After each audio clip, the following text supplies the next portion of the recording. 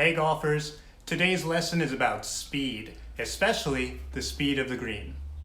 In golf, putting requires a lot of concentration and effort, and it also requires a skill known as reading the green.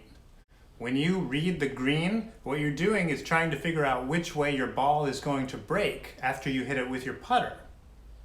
And you also try to figure out the speed of the green, and that's what we're going to talk about today. The speed of the green is a measurement of how quickly the ball rolls across the putting surface.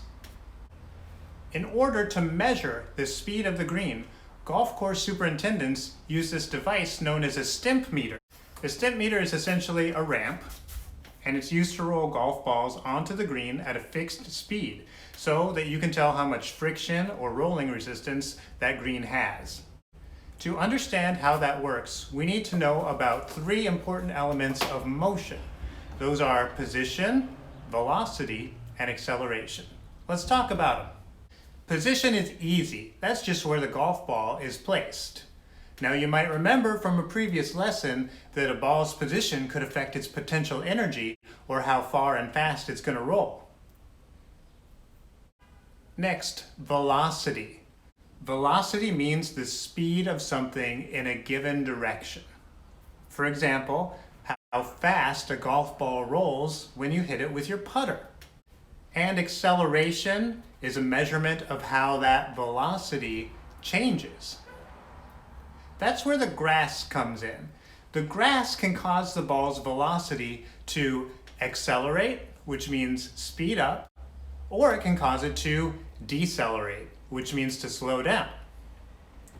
And that all depends on how much friction the greens on the grass has.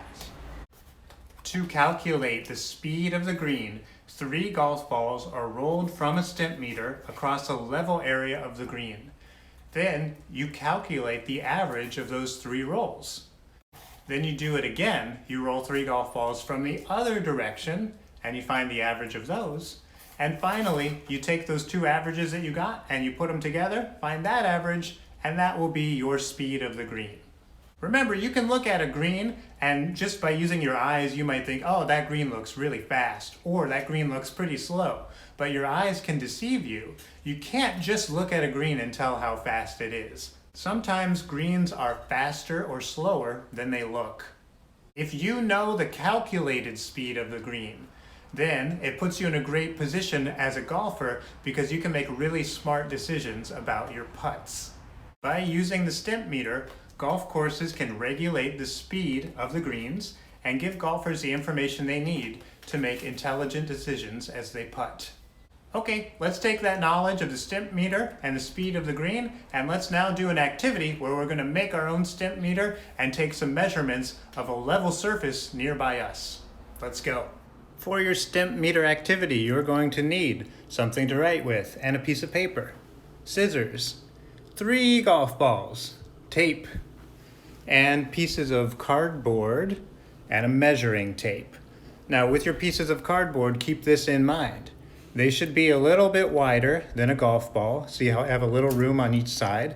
You don't want it to be too much wider than that, and you definitely don't want it thinner than that. And your cardboard should be at least 32 inches long. Now for me, I didn't have a piece of cardboard that long, so I took 2 smaller pieces of cardboard like that, and then I taped them together. So if you have to do that, that'll work for you. The only problem is it might not be as smooth when the ball rolls across this surface here where it's taped together, but we can live with that. So do what you have to do. Okay, let's begin. All right, I have my 2 pieces of cardboard here, and they're both a little bit more than 32 inches long. And now I want to put them together in sort of a V shape like this, and I'm going to tape it along where it meets so that when the ball rolls down, it has like a little channel it can roll down here. So let me do that, then I'll show you. All right, you can see my stimpmeter here now. I took those 2 pieces of cardboard and I taped them together a few times in the back so that they formed into a V. And actually I had a little bit left over here, so I just sort of put this together and that helped to hold it in a V. I actually cheated a little and I put a staple in there because see, there's a little overlap here. I stapled these two parts together and then that turned it into a V. If you can't do that, don't worry about it. All you want is a channel for your ball to roll down here. Now make sure at the bottom, it's both pieces end at the same point. You don't want one piece to be longer than the other. It doesn't matter at the top, but at the bottom, you want it to end at the same point on both pieces of cardboard. Now that you have your stimpmeter, you're going to take your tape measure and you're going to measure from the bottom all the way up until you get to 31 inches. Okay, there's 31 inches right there. Then you're going to put a mark at 31 inches. A nice big mark so you don't miss it. There you go, you can see that here hopefully. We'll have a mark. And that is what your drop point, that's where you're going to hold your ball when you actually do it. 31 inches. Now that you have your stimpmeter, take your stimpmeter and your 3 golf balls and go to a level surface somewhere. If you can get on the green, that's perfect. If you can't, I know, like me, I'm stuck at home right now. It's raining outside. I can't even get outside. So I'm going to test my stimpmeter on a rug in my kitchen. You could do the same thing. If you can get outside, that's even better. Here's the rug I'm going to use. You can see it's pretty long. It's about 13 feet long. Okay, the next thing you need to know is that you have to hold your stimpmeter at 21 degrees. Okay, that's an angle, 21-degree angle. And if you have the Measure app on your phone, it comes with a little level like this, and you could see the numbers right there. Right now it's at 26.9. You want to lower it to about 21 degrees. Doesn't have to be perfect, but pretty close. And that's right there. Okay, close enough. That's about the angle that you're going to want your stimpmeter to be at when you do it. So just try to hold it at 21 degrees every time. If you don't have a level, don't worry about it too much. Just try to always hold it at the same spot. Maybe you hold it just above your ankle or at the bottom of your knee, and just make sure you hold it at that same spot for all 3 rolls that you do. Okay, I have my stimpmeter here. I'm on my rug. This is my surface I'm going to test it on. And I'm just going to roll all 3 balls from the same spot. I'm not going to move the stimpmeter. I'm going to roll them all from the same place. And remember, I'm going to start each one at the mark here, which is 31 inches. So let's do this. 1.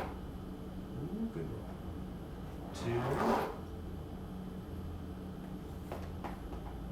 2. 3. Nice. Okay, you can see my balls over there.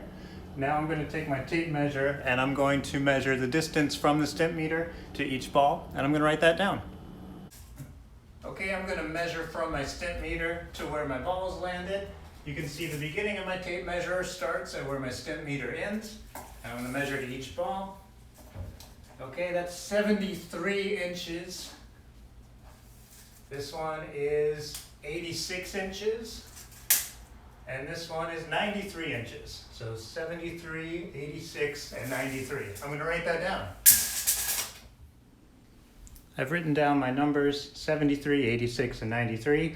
Now I'm going to find the average of them. To find the average, I have to add them together. And I'm going to use my calculator. You can too if you want, or you can use your brain. So added together, this is 252.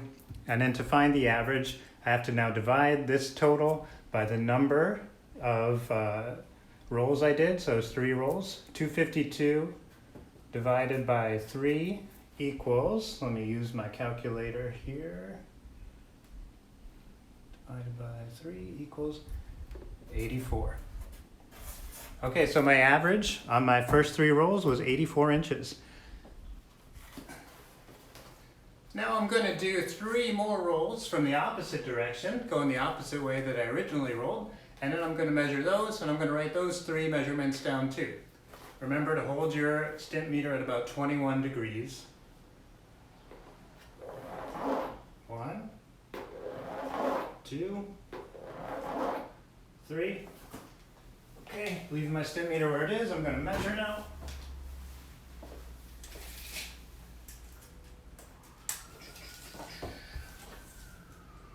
67, 73, 77. I'll write that down. I wrote down my measurements for my other drop. So I'm just going to find the average of these. So again, I add them together. 217 divided by the number of rolls, divided by 3. 217 divided by 3 equals 72.33333. So I'm just going to put down 72. You can estimate. Okay, last thing to do, I have my two averages here.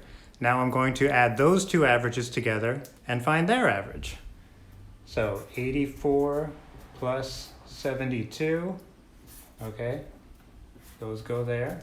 What's 84 plus 72?